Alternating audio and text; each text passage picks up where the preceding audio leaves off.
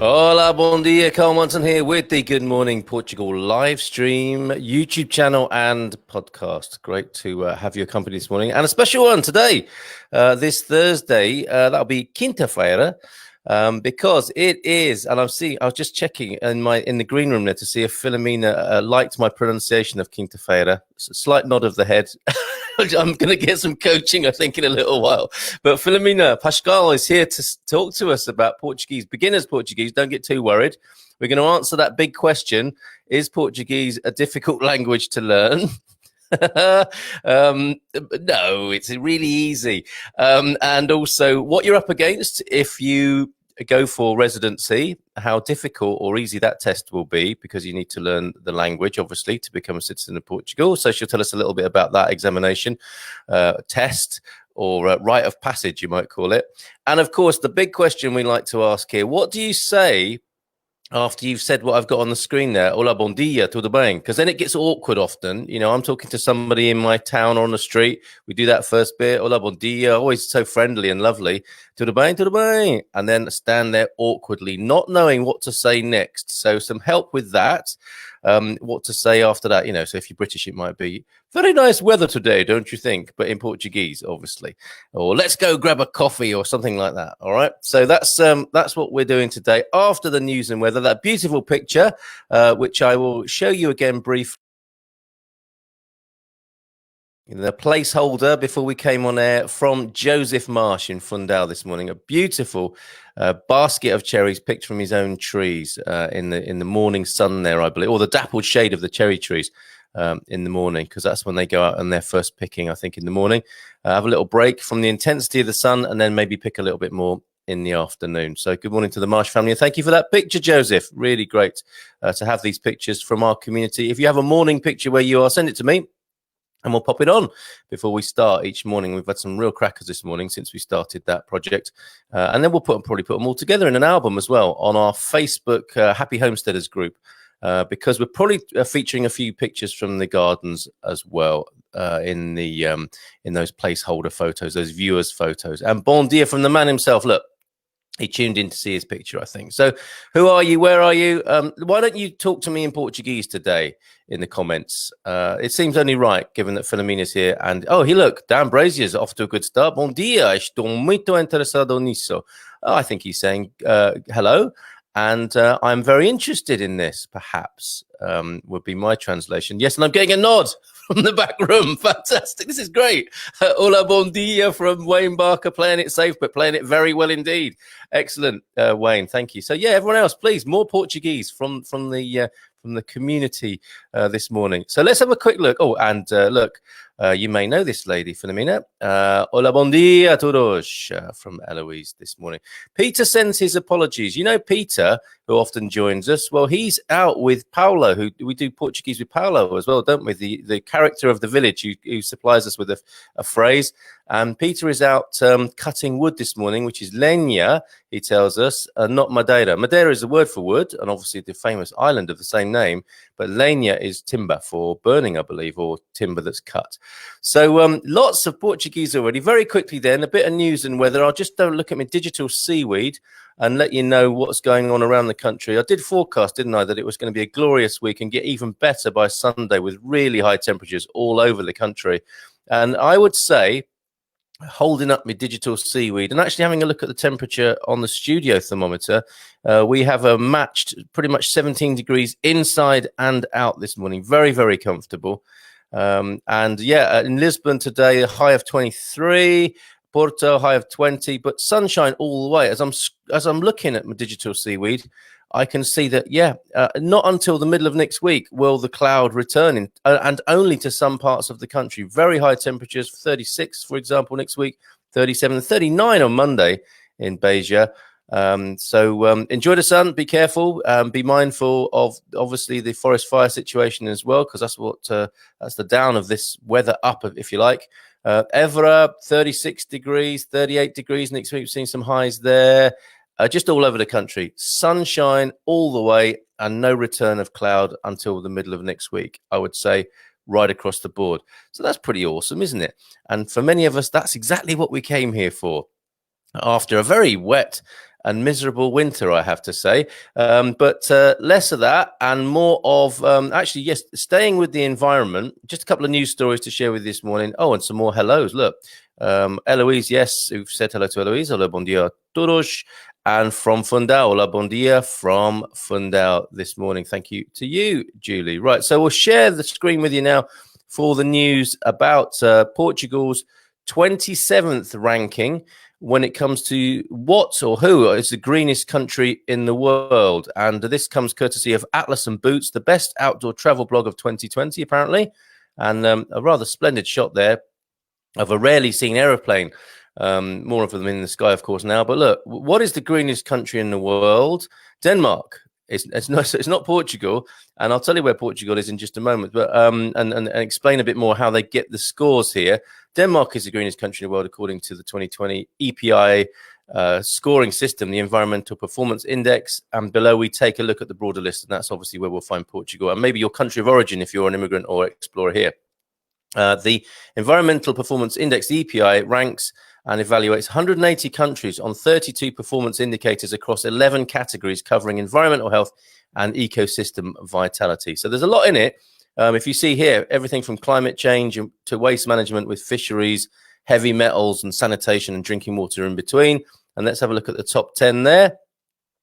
Denmark first, as I said, Luxembourg in second place, Switzerland third, UK in fourth, which fair play to the UK, but I wouldn't have guessed that. France is fifth, Austria sixth, Finland seventh, Sweden, Norway, all the northern European countries, as you might expect, doing a pretty good job according to these indicators and this index anyway. And you'll see that Denmark in its number one position scores 82.5. So I suppose what they're looking for is 100% scoring. And let's go to the table now to find out. We scroll down to find that Portugal is at number 27. So with a score of 67 and at position 27, that's not so bad when you consider there's 180 countries here and obviously a little bit of room for improvement as well. So what can we do? I think this is a collective responsibility. I don't think we should wait for governments to make us behave in a certain way. I think we should take it on board and be responsible ourselves. What would you like to see in terms of improvements? I mean, taking a look at this list, you know, climate change, air quality, waste management. I mean, there's a massive landfill site in Portugal, isn't there? That's no longer taking landfill from other countries, which I think is a fantastic move. And the people close to it, as always with landfill sites, are very concerned about what's going on there. Hopefully, in terms of number 11 here, as you see from that list of factors and features, waste management is a big issue. I'm really impressed. Just about every street corner where I live in Korea here in Portugal has a recycling system. Now, I don't know, like in a lot of other countries, whether it all ends up in the same place anyway, which is, you know, what used to happen, I think, in the UK. But it certainly feels good, and it looks like people are taking it responsibly in Portugal. But what else would you like to see? What's your view on that? And I have started to discuss these things in the Expats Portugal forum, which I really didn't know a lot about before. Obviously, we're working with them from Monday with that wonderful community, and I've been dipping my toe in the forum of Expats Portugal and really enjoying it. And I'm putting a little piece up there from the show each morning to attract and encourage and enjoy further discussion. So over to FD Devane and Bon Dia todos from FD. If I may call you that. Is that how I should refer to you, FD? And Claire and Steve in Falasia down there in the south. Bon dia, Carl. Not a cloud to be seen in Falasia. And I think that's how it's going to stay, basically, for the next few days. Claire and Steve do enjoy it. So just one quick bit of, basically, this is the elephant in the room news story. We have been through a pandemic, still going through the after effects and the lifting, I suppose, and the endeavor to try and return to normal, whatever that means, or not, you know, because the happy homesteaders, I think, are taking a... Now, I really don't like it when that happens. Sorry, I just tried to share a screen with you there and crashed the show. Philomena's probably thinking, what on earth is he doing? Where's he gone? I'm here on my own. he's disappeared. We'll be with you in just a moment. Filomena, sorry about that. It just happens sometimes that it can't bear. It might not like this story I'm about to share, which I think warrants discussion. We've got to keep our eyes open to this. I'm going to click the button, see if it works this time.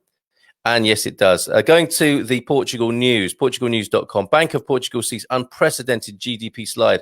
And the reason I call this the elephant in the room, and, you know, we're dealing with we've dealt with the pandemic, we're dealing with the after effects, and we got to get together, haven't we, and think about how we're going to manage this. That's why I call it the elephant in the room. You know, what are we doing to prepare for, well, I'll tell you what we're about to prepare for, according to the portugalnews.com anyway. Portugal's economy could tank an unprecedented 15% in the second quarter due to the impact of the coronavirus, bringing the contraction this year to 9.5%, the steepest drop in nearly a century. The Bank of Portugal said the impact of the pandemic and subsequent lockdowns in Portugal, or subsequent lockdown, and abroad, would be the heaviest in the second quarter. And although there was still a lot of uncertainty about the setting, the quarter-on-quarter slide will be the biggest fall in economic activity of the last century, and only comparable to those registered during the Great Depression in 1929. Now, I do not share this with you to alarm you, but I just think we should keep our eyes open, and we should be preparing about how we look after each other in this. You know, the assumption, I guess, and what we're used to is like the government will sort it out. And in some ways they might. I noticed that the Minister for Finance, who's called the Ronaldo of the financial world because of his ability to kill the negative effects in the economy and a good track record, he's resigned. He's going elsewhere. I think he might be going for a top job within the banking sector. But him and a couple of his key aides, I was reading, have quit the role in the government. So is that a good or a bad thing? You know, what do you think about this? You know, some serious times are coming economically. And, you know, I'm very glad to say that we are a band of happy homesteaders, and we're looking to grow more food and look after each other more and have a more of a community vibe, which I think is absolutely essential in these coming times. But what else might we do? I won't dwell on that too much, but I think, you know, we shouldn't ignore it. We need to be aware of that and not assume that this whole thing is going to be dealt with by the banks or the government alone. We need to step up ourselves in that. Lena, good morning to you from the Algarve. Ola Bom Dia do Algarve. Vamos aprender pouco de português hoje. I think that will be, let's go learn a little bit of Portuguese today. And that's a hello from the Algarve. See, my translations aren't too bad, I think, but my putting together of sentences, more complex sentences, are difficult. Nearly there with you, Filomena. Bom dia, Don Carlos. Now, is that how I should be greeted? I don't know. I'll ask Filomena about that. She's laughing. So let's bring her on now. Good morning to you, yeah. Filomena. How are you? Olá, bom dia. Olá, bom dia. Tudo bem? Well, Don Carlos, well, it's with a lot of respect, huh? Yeah, because usually now we say Don for a king, for example. Wow. Okay. We always say, for example, Don José, Don Carlos, Don Manuel, the kings of Portugal, right? So wow. We always refer to them as Don. So you are Don Carlos, so you are like a king. As I say, I'll take it. Thank you very much to you, Gary. Checks in the post. That's wonderful. So, Filomena, welcome. Filomena Pascoal. I think, have I pronounced your surname correctly? Pascoal. Pascoal. Filomena Pascoal. Filomena Pascoal. Good morning to you. Welcome to the Good Morning Portugal community this morning. People are eager to learn a bit of Portuguese with you. But first of all, could we find out a bit more about you? I know if we do a wide shot of your office there, we see that there is a Portuguese flag on the right and the Union flag, also known as the Union Jack, of course, just behind you. You are a teacher to many English people, it would appear, and others. Yeah, English and others, yes. Well, I've been a teacher for more than 30 years now. I've taught at schools, and now, you know, when you are over 50, you start thinking, oh, maybe you know, I have to go at a slower pace now, and so so I've decided to open my own office here in Miranda do Corvo. So I live in Miranda do Corvo, and my office is right opposite the town hall, right in the center of the town, right next to a lovely cafe also. So you can always have a coffee and then come here. And now I've been teaching for the past few years. I've been teaching English to some Portuguese that would like to improve their English. I'm also teaching German to a few people, And of course, the majority of my customers are British, American, French, Dutch, well, several nationalities who are learning Portuguese, right? So I'm teaching Portuguese for foreigners, yeah, and also preparing for that, feared exam Yes. for the Portuguese nationality. You're going to take it easy. You thought you're taking your foot off the gas a bit. It sounds like it's really busy and really successful what you're doing there.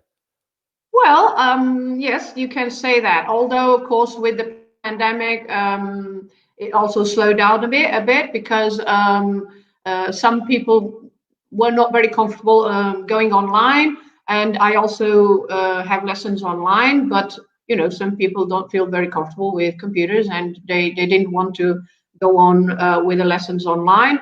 But now some of them have come to the office again because when they come, I wear a visor, and so everything is safe. And they also wear a mask or a visor, so everything is according to the rules.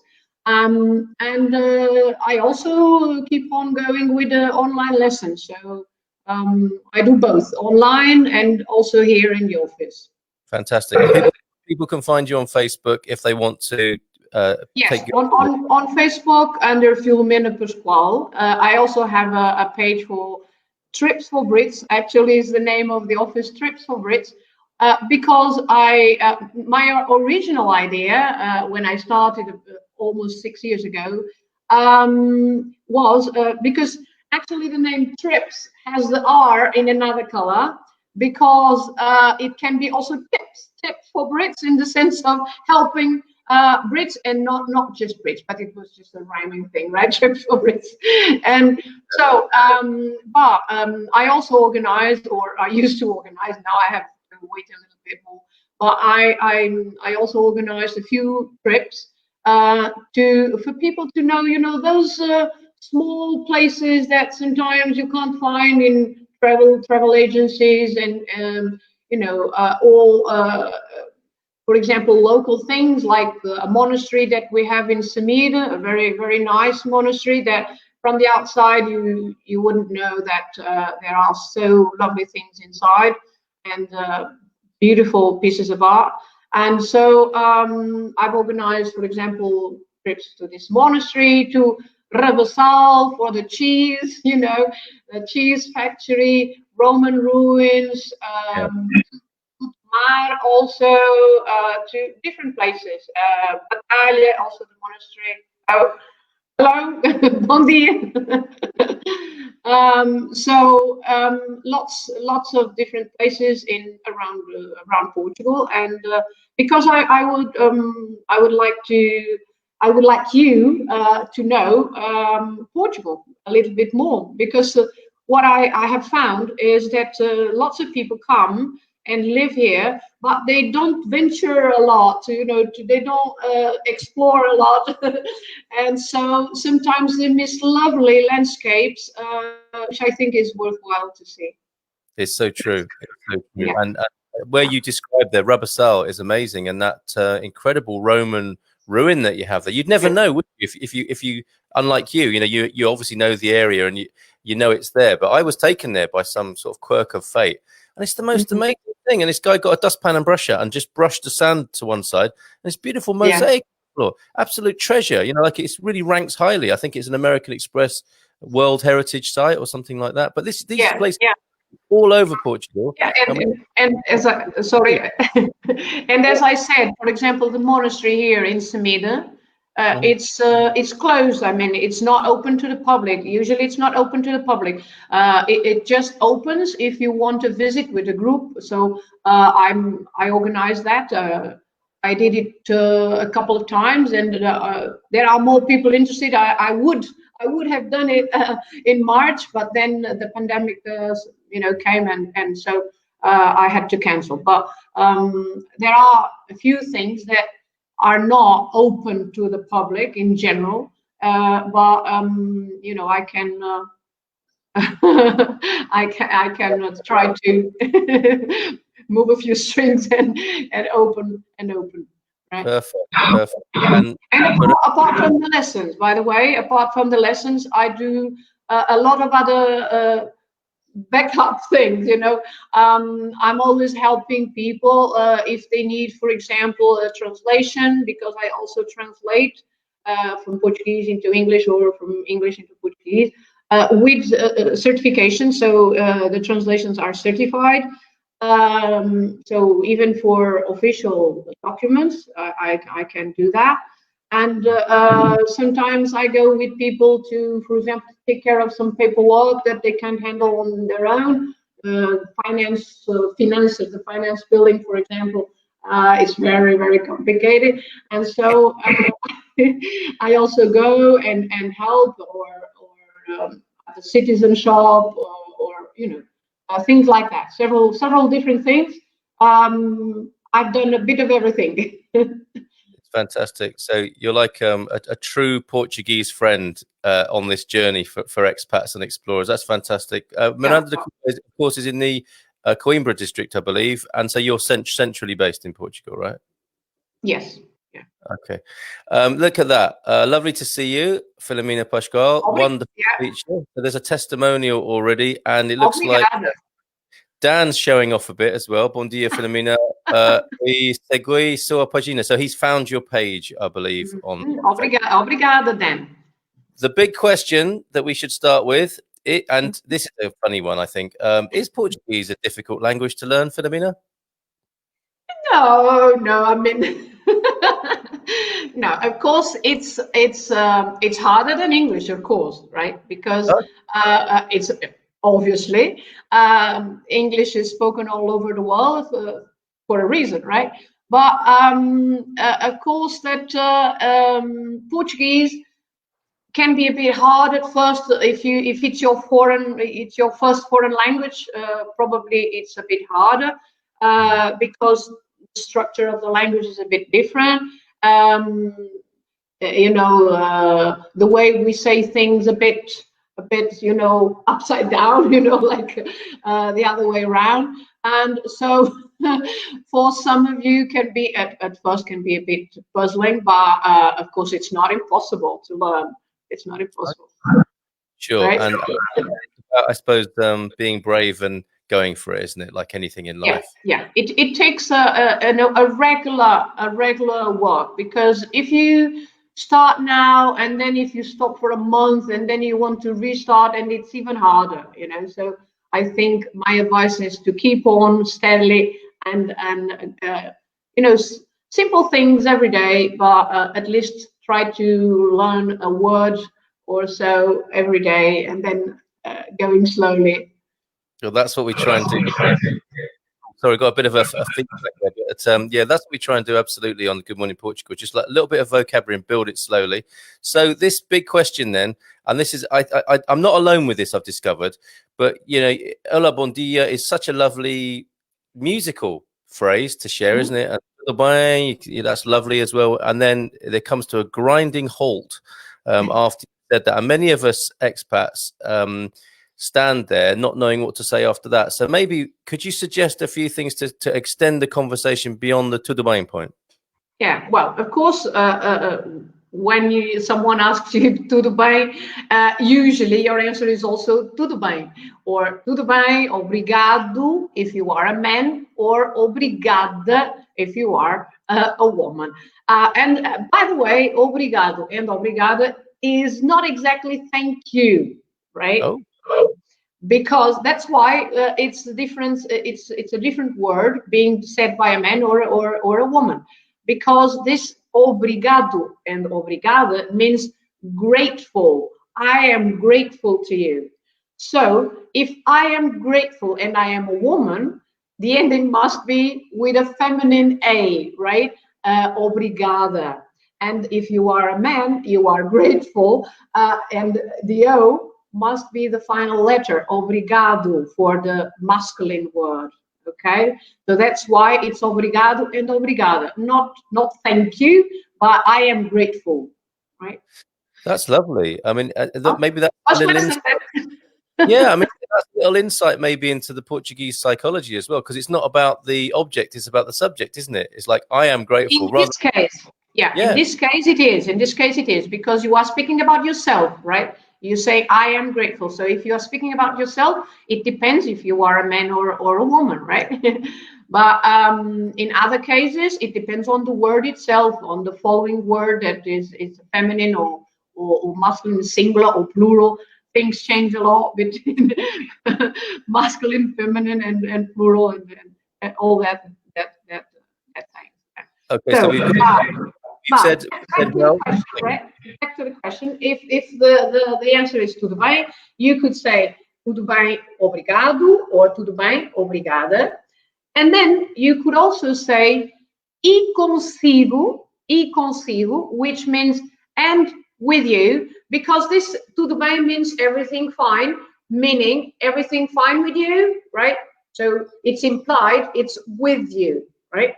So you can also say e consigo, and with you, is everything fine with you? So you can say tudo bem, obrigado, e consigo.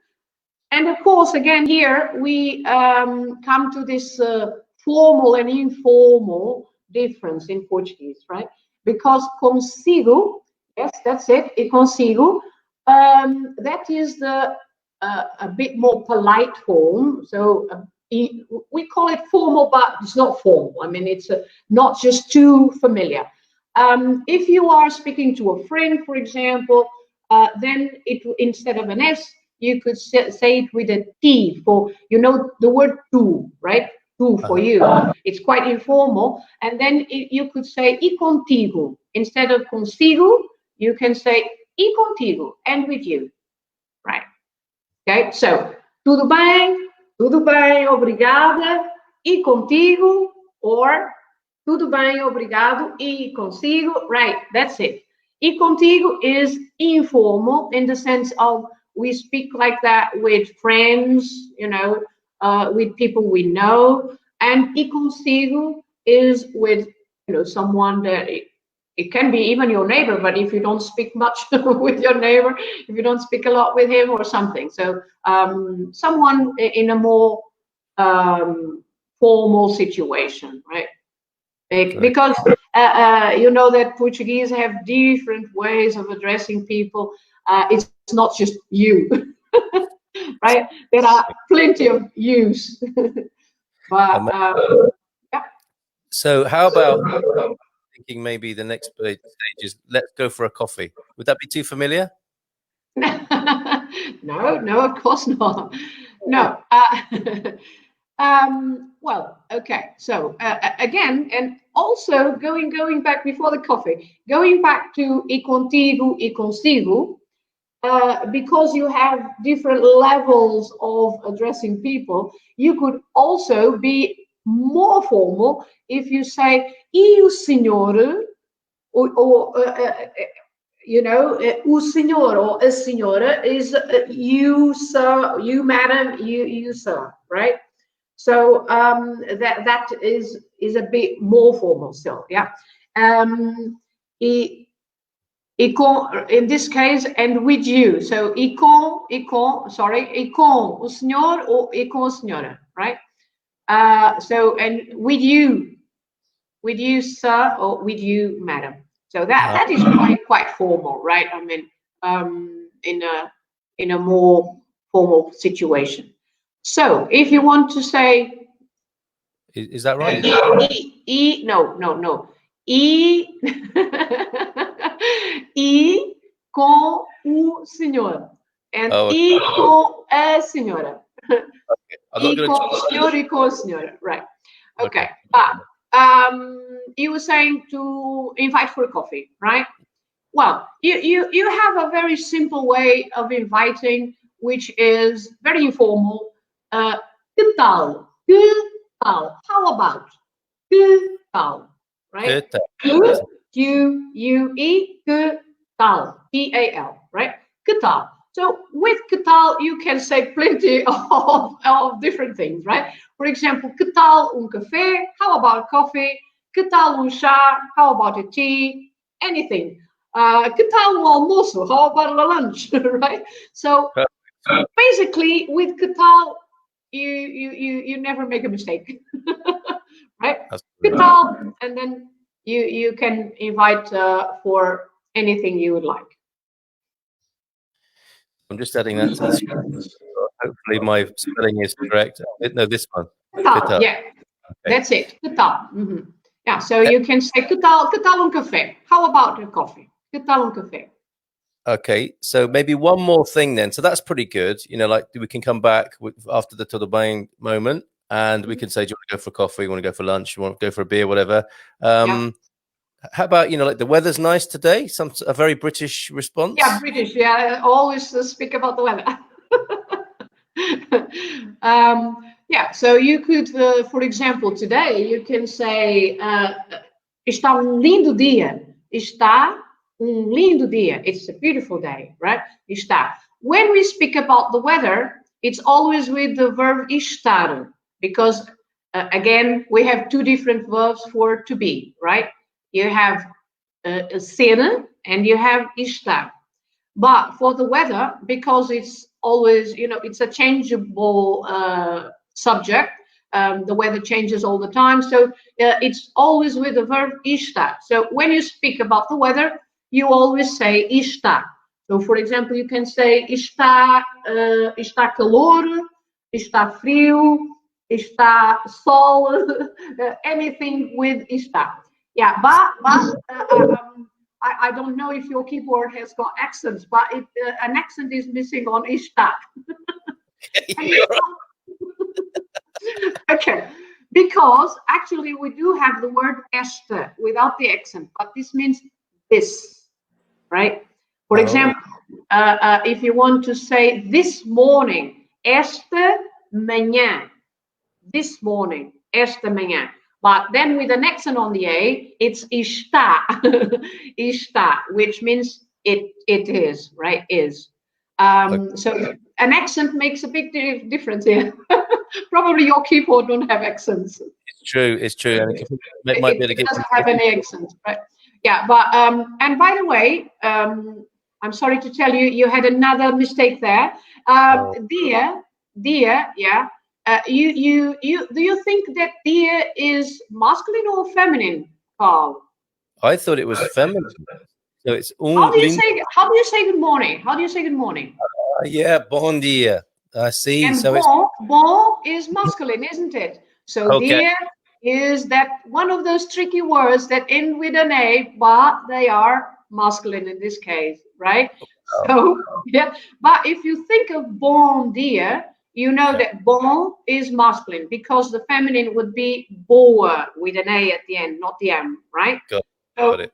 Bom dia is masculine, so it must be está lindo with an O, lindo dia. Está lindo dia.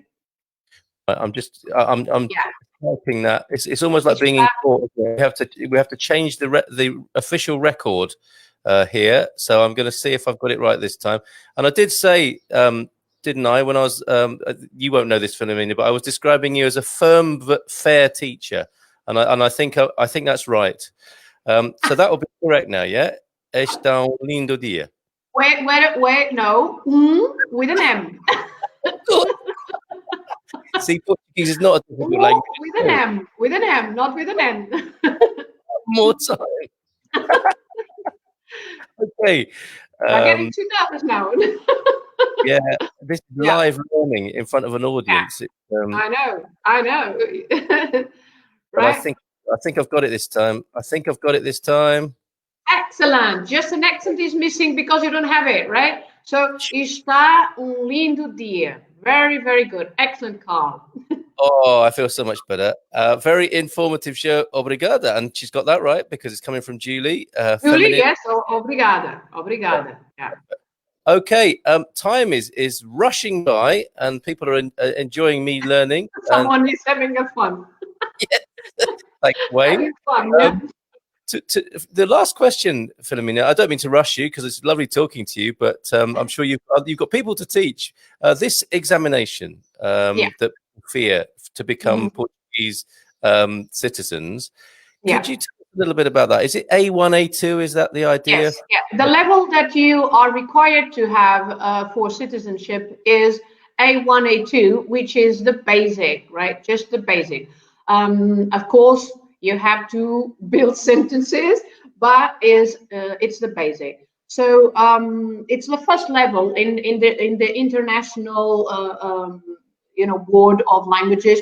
You have A1, A2, and then it's BU1 and B2, and then C1 and C2. So if, for example, if you are C2, you speak as a native, right? So, but the A1, A2 is the first level. And so it's not very hard. People sometimes think, oh my God, I have to know things about history and culture. No, it's nothing about history, nothing about culture. It's just the language in itself. And it's very, very simple. The structure of the exam is divided into 3 parts. The first part lasts for 1 hour and 15 minutes, and it's 45% of the total of 100, of course. So the first part is some text. For example, you are given a situation and then 3 possible text messages on the mobile phone, for example, and you have to choose which is the correct text for that situation, A, B, or C. So you just choose A, B, or C. Or sometimes you have a sign, for example, for timetable or something that you can see a sign somewhere, and then you also have 3 sentences to choose according to the information on that sign, which one is the true information. So you choose the true one, or you can have, for example, true or false exercise, so also according to very, very small sentences, not whole text, right? Or, for example, a pamphlet from a travel agency about some travel, and then you have to choose some sentences to say, is this true or is this false? It's very, very simple. So this lasts for 1 hour and 15. The last part of this is the hardest one, which is writing, right? Writing. You have to write 2 pieces of text. So the first text is very short one. It's a 25, 35 words maximum. So very, very short text. And for example, I can give you an example. For example, you were on the train and you lost a book, and you want to put up a notice on the notice board saying that if you found my book, leave it here or something. So very, very simple things. And so you just have to write a couple of sentences, because 25 words is not much. Just to say, for example, I lost a very pretty book that I'm very attached to it and things like that. But very, very, very simple.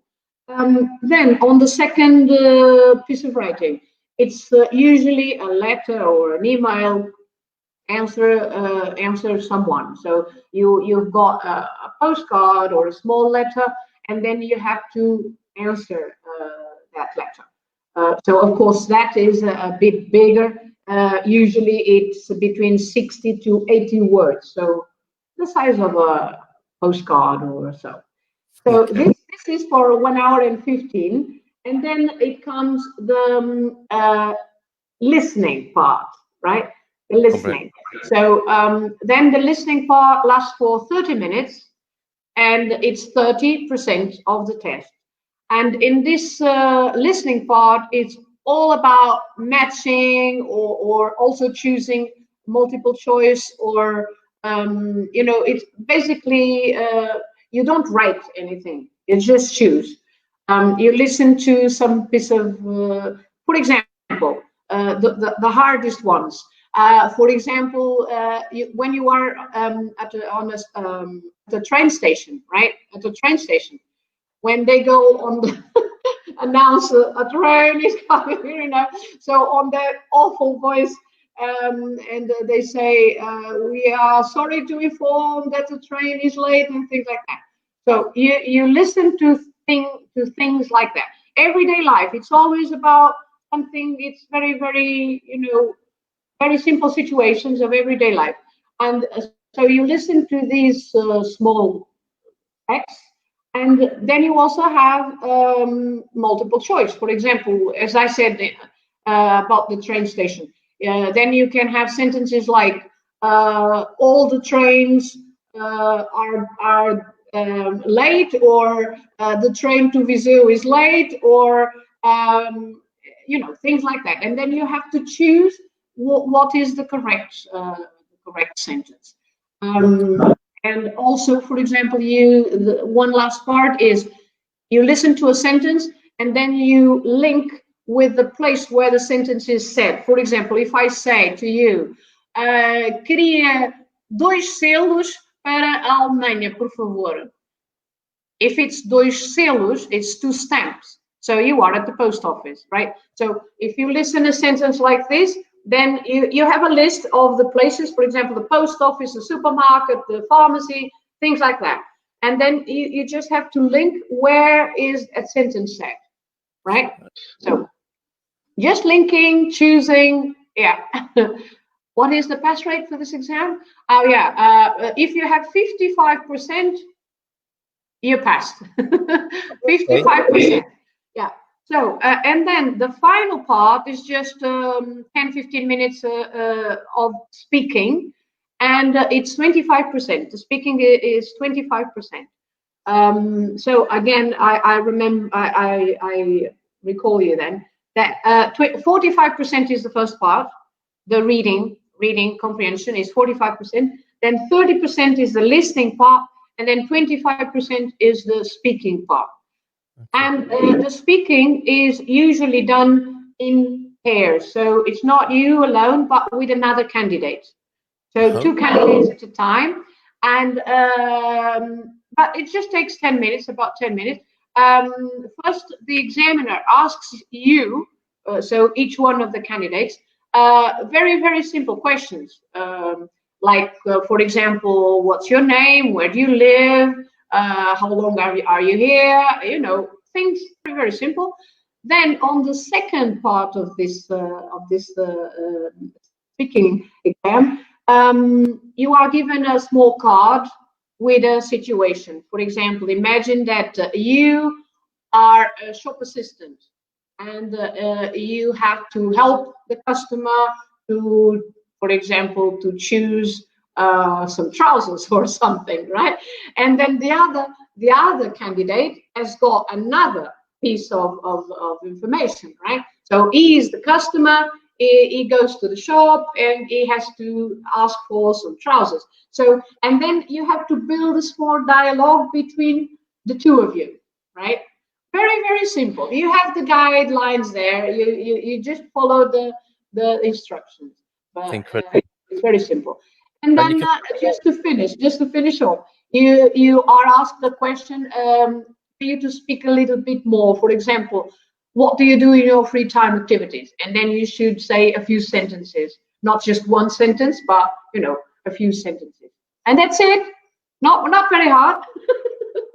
And 55% seems a very generous pass rate. At 55%, you pass. Yeah. Well, the people I have helped, because I have prepared a few people for the exam. They have all passed, so it's not easy. It's not difficult. It's very easy, isn't it? Very good. Glad. Shirley says they're very interesting to hear about what is required for citizenship. Thanks, Carl and Filomena. Absolute pleasure, Shirley. Dan was asking a question: where is a good online source for Portuguese? So I'm thinking he's thinking between lessons, I guess. Lessons, yeah. Well, vocabulary because of course there are lots of things online, but they come from Brazil, right? Usually, lots of things online is with Brazilian Portuguese. Of course, you can also learn, but there are a few differences, as there are differences between British English and American English. But for example, I would recommend PortugueseLab.com, PortugueseLab.com, or PracticePortuguese.com. Okay, Lena. Yeah, that's it. Exactly that. Yeah, PracticePortuguese.com. Yeah, it's very good. It is. Two nice boys, a Portuguese one and a Canadian one, and they are very, very amusing. It's a lot of fun also. Yeah. All right. Yeah. Brazil is confusing. Yeah. A very different sound set. Even for Brazilians, when they come to Portugal, it's a bit confusing. I've heard this. Filomena, thank you so much. You've been so generous with your time this morning. De nada. It's really, really lovely talking to you. And Dan saying muito obrigado, which I'm sure we'll extend from the whole community here to you. They know where to find you. There's also the wonderful sounding Trips for Brits as well, where hopefully when the restrictions are lifted, you'll be able to take people out and show them behind the scenes as well. So thank you so much. Really, really enjoyed talking to you. Filomena, new hero. Look at that. You've come to your superpower is being able to speak Portuguese, obviously, and you're sharing that with us. I love this. Portuguese is starting to click where I've struggled before. Obrigado. Well, thank you very much. Thank you. Yeah. Thank you, Lisa, as well. Yeah. So thanks, Filomena. Hopefully we'll speak to you again sometime. This is an open door for you. Anytime you want to come and share anything, you're very welcome. We can do a few sessions of little phrases, right? Probably. All right. You're part of the family now. Thank you very much. So, bom dia to you. Até a próxima. Bom dia e até a próxima. Beijinhos a todos, okay? Socially distanced abraços as well to you. Abraços, yeah. Thanks very much. Bye for now. Ciao. Oh, wonderful. Filomena Pascoal there, who is available for one-to-one tuition. If you're in central Portugal, you could make the journey to her office, which, as she said, there is in Miranda de Corvo, a lovely part of the world, actually, in central Portugal. Those trips for Brits, you don't have to be British, I suspect. You can be of any nationality to go on a trip for a Brit around that area with Filomena. And brilliantly, she's saying at the end that she can coach you when you're going for the citizenship language exam, which is really helpful. Really nice to have somebody who really knows what they're doing and who's got people through that exam before. So that's Filomena, who I hope will come back. I think we're going to give, we're nearly 10 to 10 here. We do this if you're not familiar with what we do here, every weekday morning, we're here just at 9 o'clock. We do look at the news and the weather, and we have a guest with any luck or a feature of some kind, and normally a Casa do Dia, which we'll skip today because we've had a lovely time talking to Filomena. We'll come back to property tomorrow. And of course, don't forget Saturday with Eloise, who you saw earlier on in the comments there. She'll be taking us through a wine tasting journey with this. Eventually, we'll probably do that in Portuguese as well. But this wine, the 2016 Enriquez, the grapes are Barga, from this area where I'm in Barada, the Barga, Merlot, and Loriga grapes. And we'll be sampling that on Saturday at 9 o'clock. So do grab your bottle for that. Some available at Continent, apparently still, although Gary was struggling a little bit. Hopefully, Gary, you'll be able to find yours.